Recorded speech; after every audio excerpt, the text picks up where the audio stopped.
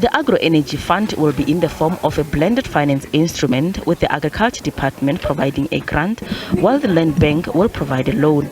The Agriculture Minister says the blended agro-energy facility will be used for the purchase of capital equipment and infrastructure for alternative energy sources. The fund will be available for smallholder to large commercial farmers. It is seen as a solution to enable food production and minimize production interruption, especially for producers who heavily rely on electricity. The impact of load shedding of farmers made headlines, with huge losses in the poultry and dairy sectors.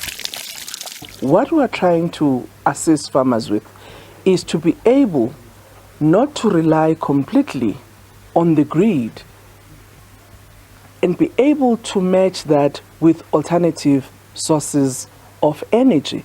But what for us is also good is that as a sector, some of our products out of the commodities like sugar, you can actually turn it into biogas and be able to fuel your enterprises. So the choices that farmers will, look up to will be a mix, not only solar power or PVC as it is known. They may also look at some of agricultural-based energy sources.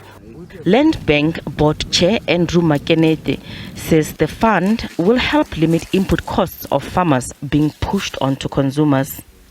The target is to find who are the biggest users of that energy in the agriculture sector. Because if you can lower the cost, then they don't have pressure to pass on the cost to consumers.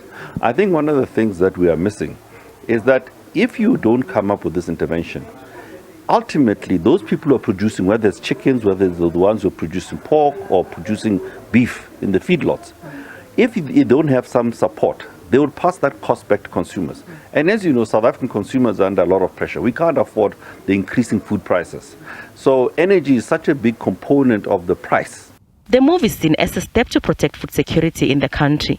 Chief economist at Agbiz, Wandile Sihlobo, says while the good rains have been of help, the impact of load shedding is being felt. The agricultural sector is heavily dependent on electricity as a first part, because if you think about our fruits, vegetables, they all 100% depend on irrigation. And of course about 20% of our field crops, if you think about sugarcane, maize, we do have a bit of it that is under irrigation, and soybeans. But we were lucky this time around because there were also some good rainfall that assisted the crops, which is why when you think about agricultural production, it's been solidly fine. And of course then within the livestock industry, there are pain points that are there. I think that's why then the launch of this fund is so important, because farmers are also starting to go to what they call the greening of the South African agricultural sector. Financing will be taken on a blended basis, with small-scale producers receiving up to 70% of the grant and 30% loan complementing the grant, kept at 500,000 rand, while for large-scale commercial farmers, the Land Bank will provide a blending loan of up to 70%, kept at 1.5 million rand. Gloria Sefako Musi, SABC News, Johannesburg.